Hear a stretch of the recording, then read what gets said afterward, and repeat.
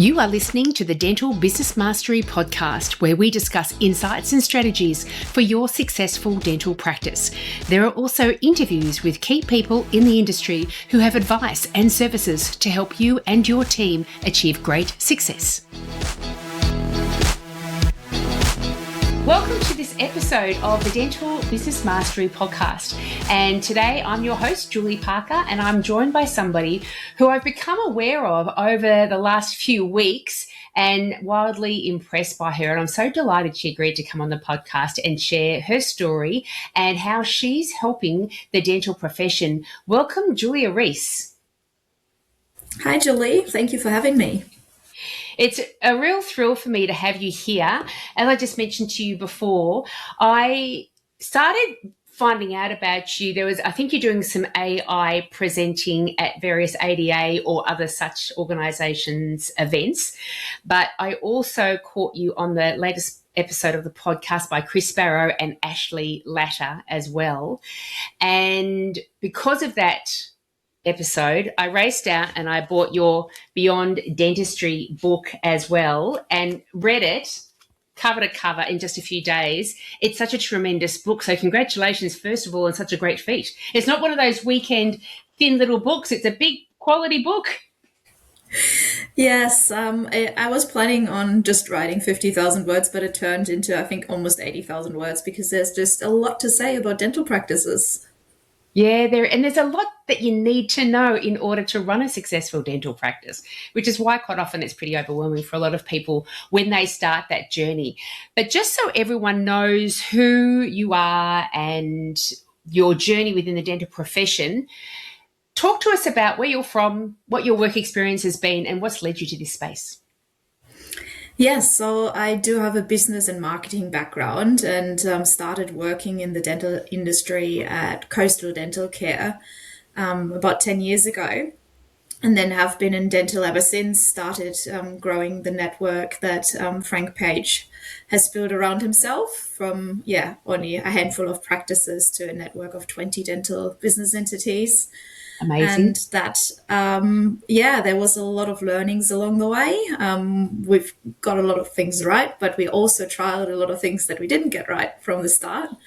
And when I talk to dental practice owners, I guess a lot of the feedback that I got is like, oh, look, great clinician, like I had a patient following, so I went out on my own because I did hit my billings like every week consistently, and I wanted to build something on my own. And then they often realize, oh, there's a lot more to running a practice than just being a great clinician. And at uni and even in CPD courses, you don't really get the tools to run the business side of things. So I was like, well, let's write a book about the best practices and give people something to work with that they can step by step implement into their own practice to make it a rewarding business that you actually want to keep long term. And I tell you what, that's what this book is. It is a step-by-step process. And within it, you've got exercises that you leave people with at the end of each chapter, or a lot of the chapters as well. So people can use this as a bit of a Bible when they're opening up their own practice. But, as a consultant, I go into dental practices all the time and I'm reading through, I'm like, oh my God, that's gold. That's gold. And so even if you've owned a practice for a period of time, I suggest people go out and buy this book because it's got such a useful range of information around all the different aspects that really are important to building a strong dental business. And your 4 pillars, totally agree with them. Yes, so team, marketing, planning and analysis, which is your financial side of things, and then your systems and processes. Because one point, I guess, that is incredibly important is ideally you want your practice to run no matter whether you're there or not, and no matter whether your practice manager is there or not. So even like for people that have been running their practice for a long time, sometimes it's good to go back and actually look at your systems and processes. And if you have them set up, or if like you had your practice manager walking out tomorrow, if the knowledge was all in their head and leaves the business. So. And it's interesting you say that. I mean, over the last few months, I reckon I have come across maybe 6 different dental practices where either the practice manager or the owner has, for whatever reason, had to stop work in an instant. And it's sometimes due to illness, sometimes due to family circumstance, but it does happen. And I do remember reading in your book that you did say it's only a really good business if it runs actually without you. It can't be solely dependent on you. Yes, and if you think long term as well, like if someone was ever going to buy your business and you have that key person risk and it's just you and the practice manager knowing how to do everything, then the business is worth less. So setting yourself up with those processes and systems early on, or even later on while you're still in the business, even if you're not planning to sell, is a great pathway to when you eventually want to pass the business on to someone else that you can and you actually get more money for it. Yeah, absolutely. And the value in just the general day-to-day operation as well. All of a sudden, when you're onboarding people, they've got systems to run by. Everyone knows what their role is. Everyone knows what they're doing. Everyone knows how to onboard somebody so they can then have the environment for success set up for them and be really super performance effective as well. And with all of your discussions as well in marketing, that is such a not messy, complicated, overwhelming, so many facets to the marketing of a dental practice now. And I loved how you were saying, you explained all the different avenues for marketing that you've got, but then you said, create your own way, create your own recipe, recognize how much you're going to spend in what areas and actually have a plan around that rather than just trying to, plug pieces into this one budget. Yes, a lot of, I guess, dental practices are like, oh, we need to be on social media, and they open all these different social media pages and then they post like not at all, very sporadically. And you're sometimes then like better off like, do you really need that? Do you need the extra? Do you need the YouTube account? Like just think about like where's your time best invested and where's your money best invested. Yeah, and I guess I'm just thinking with you talking about that then, it's like having additional team members to your team. You're not going to just randomly bring people onto your team if you haven't thought about what function are they going to fill within your business. And so think of that too, because YouTube and the different types of social media and email marketing, all these different things, they have a different audience, a different language to them, and they're trying to achieve a different thing, aren't they? Yes, and if you don't know what you want to achieve, like who are you doing it for, who are you targeting, then it gets really hard to actually see, like, am I getting an outcome here? And you're just investing, like you're spreading yourself very thinly, investing a little bit of here and there, and without an overall outcome. And we've got such a changing world now as well. I want to touch on AI and how it's impacting the kind of work that you're doing with your clients as well. But you've had 10 years experience within dental after years of experience in marketing and other aspects as well. And you have got your consulting company, Bright and Bold Consulting. Tell us a little bit about that. Yes, so really born from the need of dental practice owners needing some advice with like how to structure it. And even after reading the book, some reached out and said, hey, I probably need someone that holds me accountable and that guides me through establishing everything that I need to establish. And sometimes it's as easy as like, I want to open my own practice and I haven't done this before. Can we go through like what's the most important, what's urgent, like what is the big thing that I need to do this week? And working with them to get to a point where they have that thought pattern and they know, okay, this is the one thing, this is what I'm focusing on this week. And then, dialing in. Nice. And just like with kind of at the other end of your career, and you talk about this in your book as well, at the other end of your career, when you're looking at selling the business, you really should be planning for the sale of your business up to 3 to 5 years prior to you selling to prepare it so it's ready. Same too is true for the start of owning your dental practice. You'd really need to start months prior to make sure that not just that you find the right location and that you can open your doors, but when you do open your doors, are there going to be patients there? So kind of recruitment and marketing, website, software kind of all needs to happen prior to that open day. So when you start, how early do you suggest you start working with clients on that journey?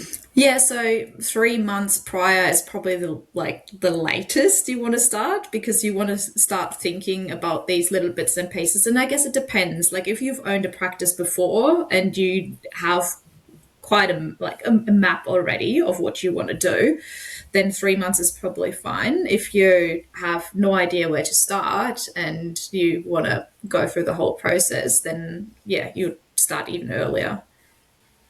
That's it. And I think it's something that we come to realize, I think, further on down the journey of how important our vision is and how important our values are. I think at the start, I remember when I had my practice, I was reading books about vision and values and all the things. And I'm like, oh my God, like I don't even know what to put my hook in there. I just need to open my doors up and get to start seeing these patients. And as you go further on down the path, and you start to see what makes team members truly understand and get on board with the practice and its pathway to success, and what kind of disengages team members and what affects the patient journey when team members are involved, that's where you start to become really aware of, gosh, if I'd known at the start how important it was that I got team members on board that were excited by my vision, that already lived and appreciated the values that I want to have involved in the practice, how much better would their journey have been? But I suppose this is what a journey is about, isn't it? It's about growing and learning and stumbling along the way. And as you said, with your dental practice that you've had history with the past 10 years with, some of it's born out of making mistakes. Yes, I guess what you might not think about is, because it's intuitively when you are a dentist, like, oh, how am I going to book my patients? Like, what's going to be like all these little processes that are very clear in your head. But then when you start actually like opening the books and starting seeing patients, you're like, oh, yeah, no, I haven't actually told my team like this is what we're doing. And using the time even before you open the doors to be really clear about like, this is my patient journey, this is what happens at every single touch point, and this is how we're going to communicate, this is how the books are going to work, this is how a follow-up process is going to work, and being really clear about that and having that ready, because then you can use the week prior to opening to train your team so that everyone is hitting the ground running, and it's not like, oh, we haven't thought about this, and what about this, and what about this. So yeah, there's a lot involved. Just at the time when you're trying to impress your patients and you're stumbling. Yeah, and everyone gets a different experience then too, right? Because you haven't really defined with the team of how you want to deal with all these things. Yeah. It's such a wonderful opportunity if people did bring their team members on prior to opening day to get that kind of team training happening. And, if you're, I'm sure you are too, the value of, especially with a startup from scratch, but the value of getting team members who've already had experience in dental in their roles at other practices, because they have got all of their level of experience and ideas that they've gained from other places. They bring it into your place as well. But you're absolutely right. Having everybody hit the ground running, that first patient comes through the door, we know exactly what's expected of each of us.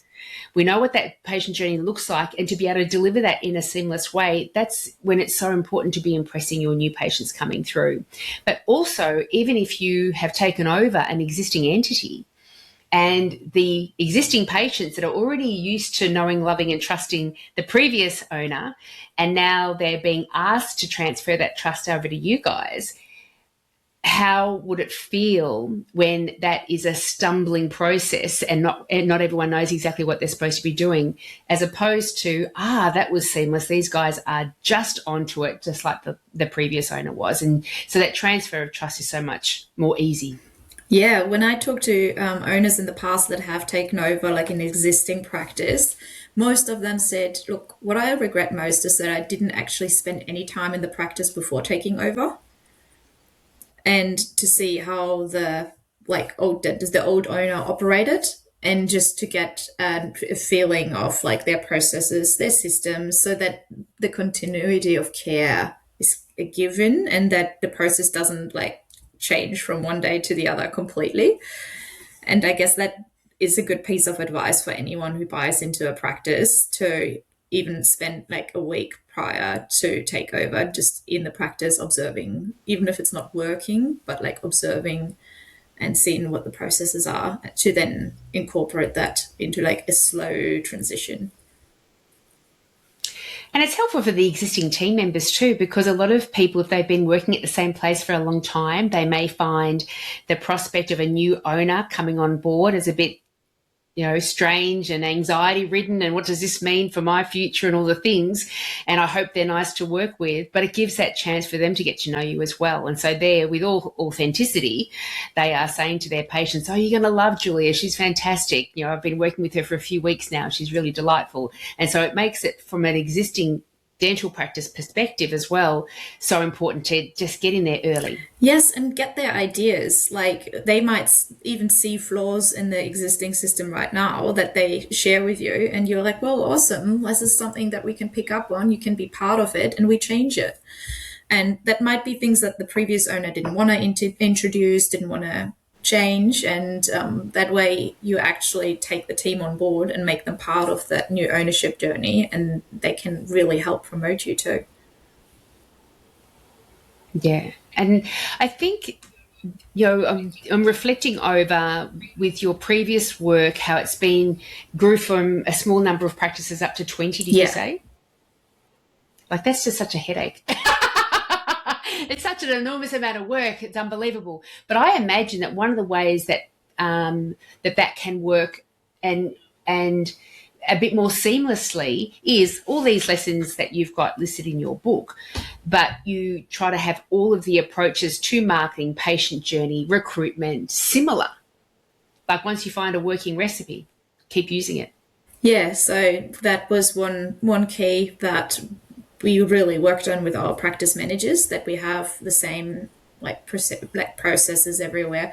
And like still every practice is slightly different. The dentists have different preferences, different appointment lengths and so on, and that is fine. But in terms of what we deliver with the patient, to like touch points with the patients before the appointment, after the appointment, how we book, how we talk to patients, that was a high standard of care that we delivered there, and really working with our practice managers to improving that. And they had great input, and it was amazing to see and hear from them, so that we could take little bits and pieces from different practices that worked really well, and then find our best approach, and then standardize that across the board.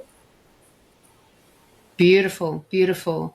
It makes a lot of sense. And when you are dealing with so many different, because was it an acquiring of existing dental practices or establishing new dental practices that got up to that 20? It was a mix, so a bit of both. And so therefore with the ones that we started from scratch, obviously a lot easier, because there was sometimes existing team members that went across then to the new practice, so they were already well trained. But for the ones that we acquired, obviously it was like teaching them our systems, getting them onboarded onto all our different IT technology, all our different software that we use, and teaching them how to use that. So that was a learning curve for everyone. But yeah, usually it took us like 3 to 6 months, and then that all went really well, and it was really key to have a good practice manager on the ground that supported it. It's huge, isn't it? I mean, traditionally, that's what's made dental, one of the very key aspects that make a dental practice successful is either the owner or one of the owners is on site most of the time.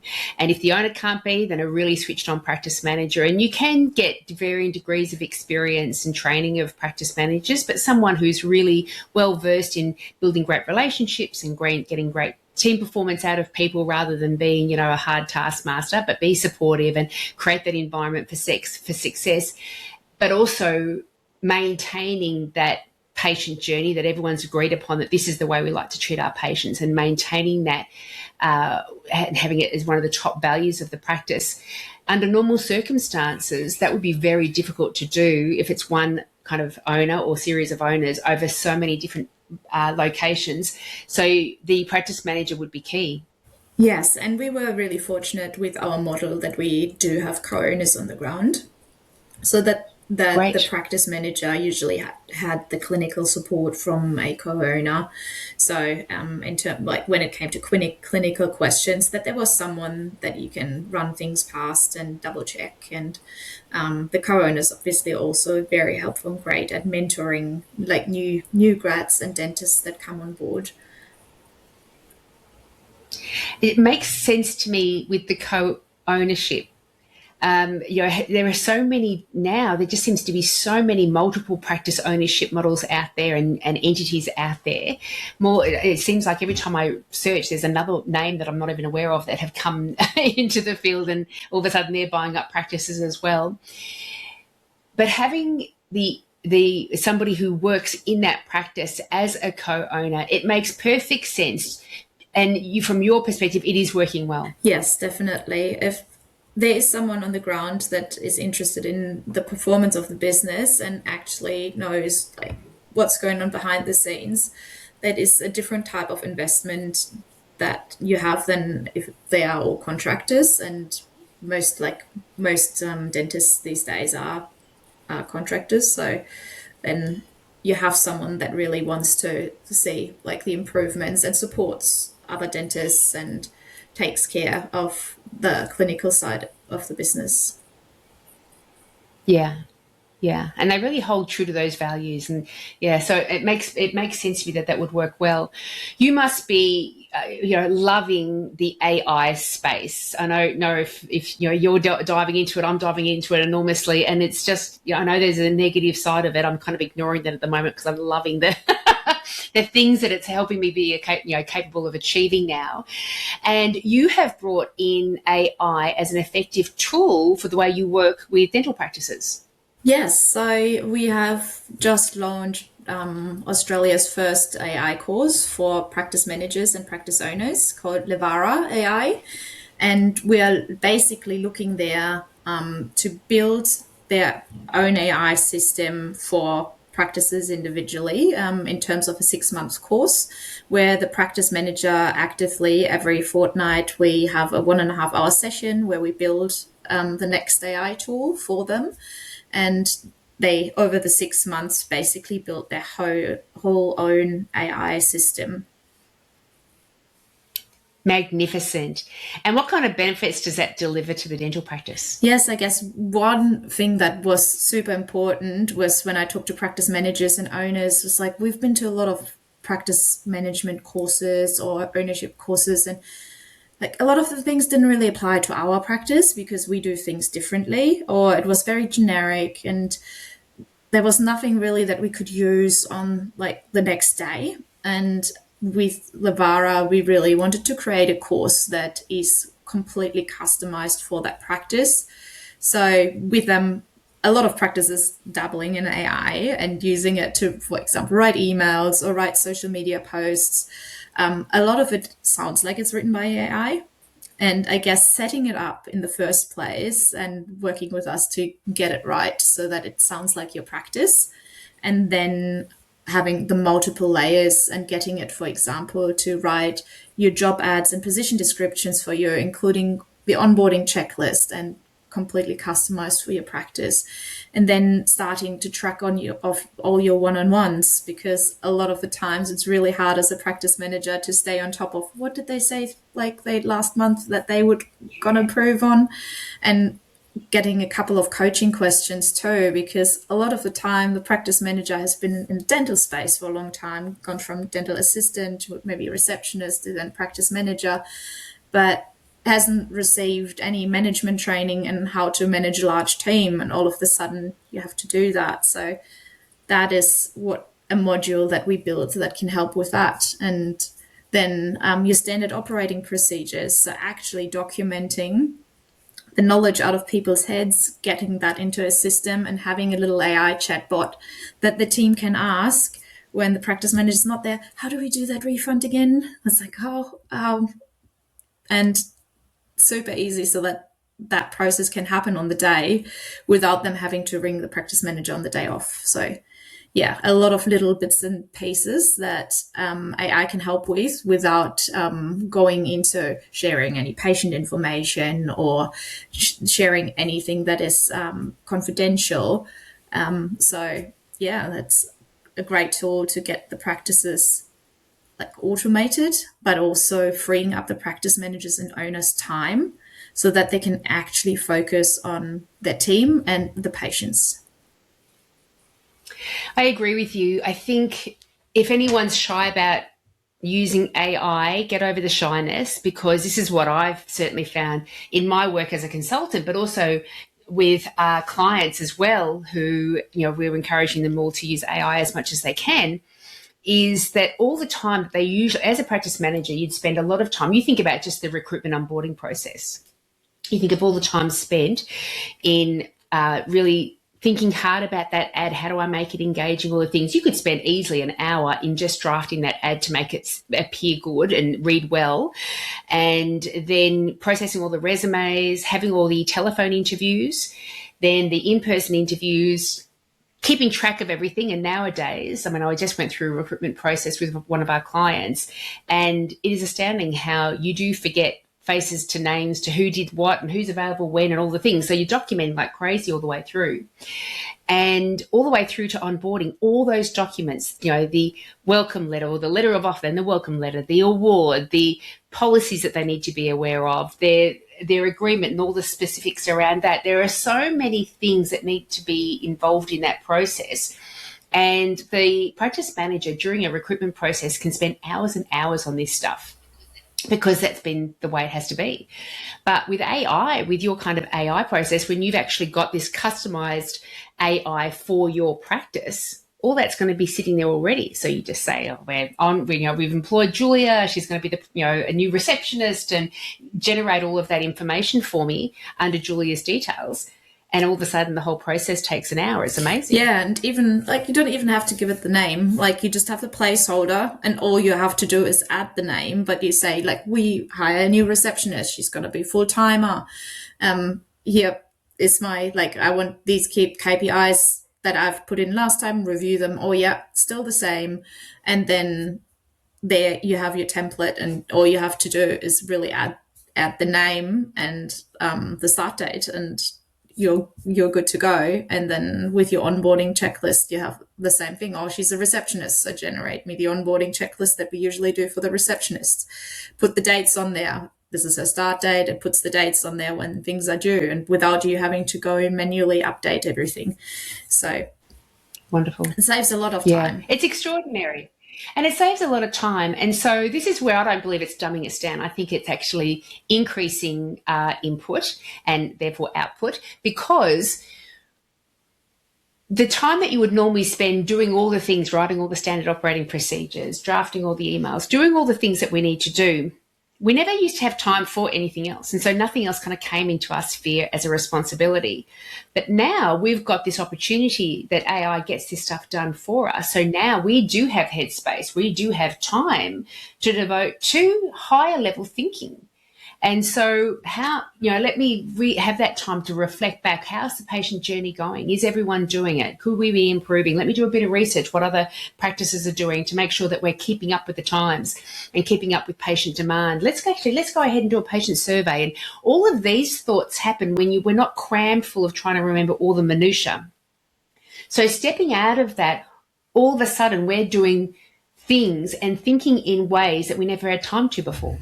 Yes, and sometimes AI prompts you to think about things differently too. I set up example processes for an example practice and about patient bookings. And then in the whole process, it interviewed me, and it got to a stage where it's what about taking deposits? Do you want to take deposits? And I was like, oh, do I want to take deposits? I was that's things that you might not even think about that you should incorporate or could incorporate into your process that AI will prompt you to do. And it's like a brainstorming tool as well. If you're not 100% sure what good practice would look like, you can get it to interview you and say, this is the outcome. You can say, this is the outcome we want to achieve, but now let's figure out the steps of how we can get there. And AI is great at that. Terrific at that. And I can really see how the chat can work beautifully well, because you don't actually have to have any formal structure to your thinking at all. You can just say, this team member came to me with a problem. I don't know how to manage it. Can you ask me a few questions about it so you can help me? And it will ask you some pretty intelligent questions. And with those answers and a bit of back and forth, all of a sudden it's, as you're talking with it, it's sparking your own brain into those spaces. And so you're like, oh, I've got an idea. What about this? And because AI is so polite, it says things like, yeah, that's a great idea. Yes, well, we also give it instructions not to be so polite and to talk back, but you can customize that. So That's terrific. So if people are interested in the Levara AI, I imagine that's all available. I do know that because I've been on your website at Bright and Bold Consulting. Is it .au. .au? Yes. Yeah. Yes. brightandboldconsulting.com.au, and the link to the book, I'll put both of those links into the show notes for this episode as well. Such an enormously helpful space that you're moving into with making sure that AI is part of what you do. It is certainly something that with all of my existing apps that I use, I'm like, hopefully they're all jumping on with AI, because you just know it's going to be a bigger and better product. So I think you're doing a magnificent thing to make sure you're incorporating that into with what the work that you're doing with dental practices.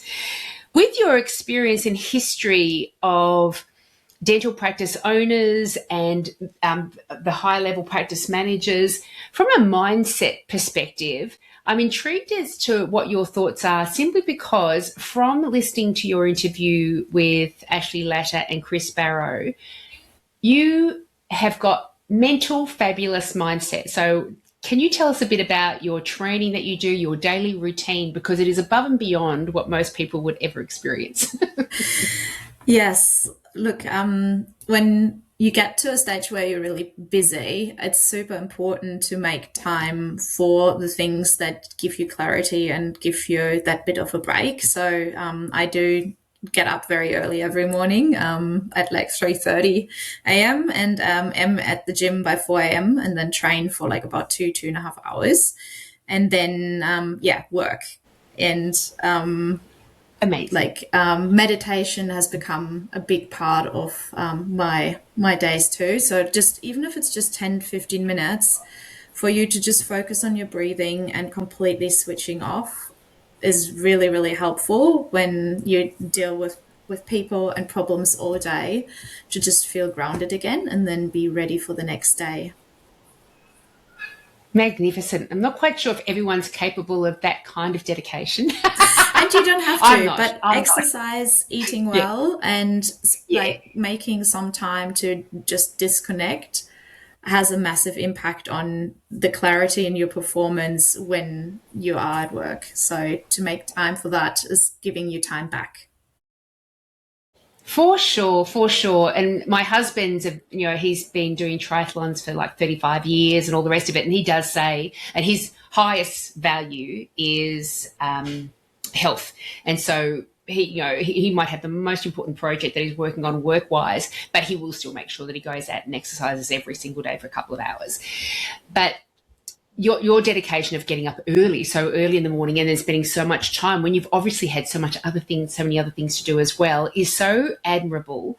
And it really does. I think it's good for people like me to think about, well, what would it take for me to have that level of dedication? And it is about, placing health, clarity of mindset, clarity of purpose.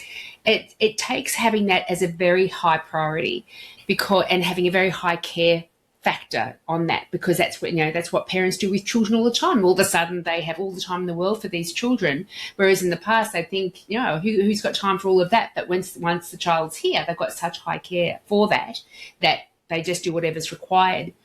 And I think that's the headspace that people are challenged with sometimes when they are going down that path of practice ownership, when they haven't been a business owner before, especially if they're starting from scratch. Even if they're not, there's so much to do. And if you're starting from scratch, for example, you got to, find the location and get the fit out people and get the accountants and the lawyers and the brokers and the this and the that, and go through all of the journey before you even think about, when do I need a consultant and start marketing and all the things. And so it's a very big project. They're probably already working full time at the moment. They're facing a prospect of having to reduce down or quit hours at their current location and taking that huge risk and having faith in themselves that I'm going to try to make this work. And so they are facing a time in their life that they will quite possibly become overwhelmed, doubt themselves. When you, for example, started writing this book, you were already busy. You were already getting up at 3:30 in the morning and doing 2.5 hours worth of exercise. What thoughts or what sense of purpose did you have that made that journey one that you didn't resist, that you said, yes, I'm busy. I'm taking this on as well, though? Setting a fixed time frame for it really helped, and breaking it down into a daily goal. So I had the goal of writing 1,666 words a day, and just stuck to that. And I had a daily word counter where it was a website, and in the US where it's like write a book in a month, and you put in your daily word count, and that really held me accountable, because I was like, I don't want to fall behind. I'd rather write a little bit extra today in case that I don't have as much time tomorrow. And then on the weekends, that was easy to, once you get into a flow, to just write a bit more. And it ended up being a lot more than 50,000 words that way.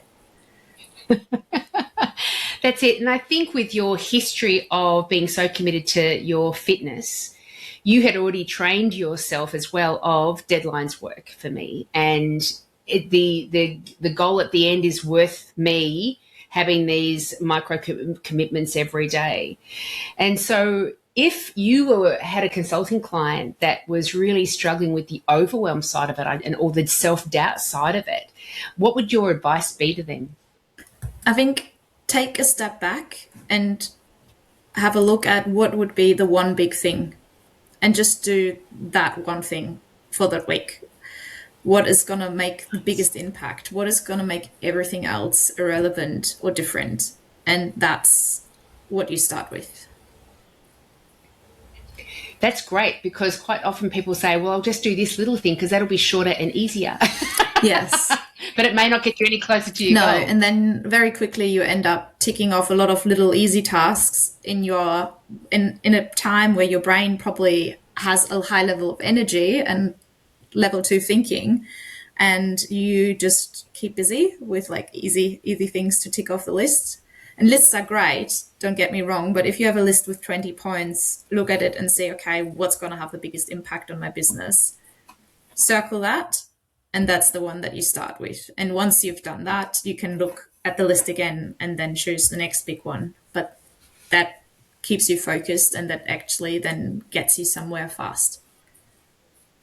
That's terrific. A terrific piece of advice. And it reminds me of Tim Ferriss once said in one of his podcasts or books or something, that, this is when you get to the point of, you've owned the business and you're managing the business and it's not reliant on you. You want it to get to a point where it's not reliant on you. That pretend first start, look at all the things that you do every day or every week. Now pretend that the only time you've got to devote to that position is 2 hours in a whole week. Now what are you doing? And it really helps you think, what are those needle turning pointy bits within the business that I'm actually responsible for?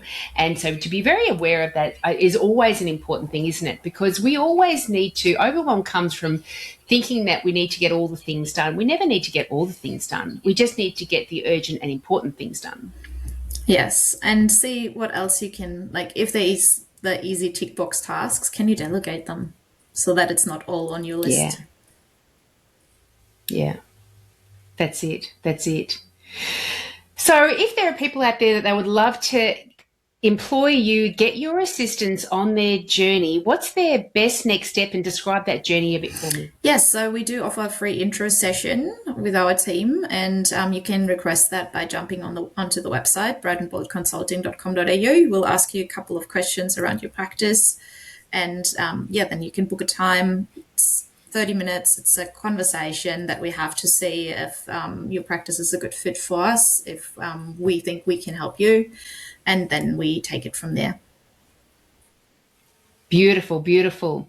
And as I say, this book is such a winner, and for people who are looking on YouTube, I'm holding it up. So Beyond Dentistry, Mastering the 4 Pillars to Succeed with Your Dental Practice. Congratulations again. It's just extraordinary for such a quality book to be churned out so quickly is masterful, but easy for you, someone like you. And I'd love to stay connected with you over the coming months. And if, when things change or evolve or whatever with your work and the way that you're working with clients, because I'm sure that they will, because AI is just racing off at 1,000,000 miles a minute, and the way we can help people is going to evolve and change. So please feel free to come back on the podcast and let everyone know about anything that you can offer them to make their dental practice more successful. That'd be super. That sounds great. Thank you, Julie. Thanks so much for joining me, Julia. Thank you.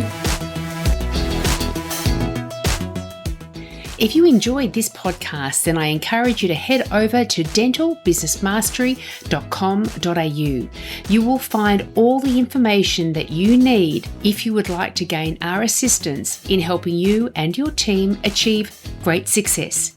If you would like to find out more, you can also email us directly at info@dentalbusinessmastery.com.au. Thanks so much for listening.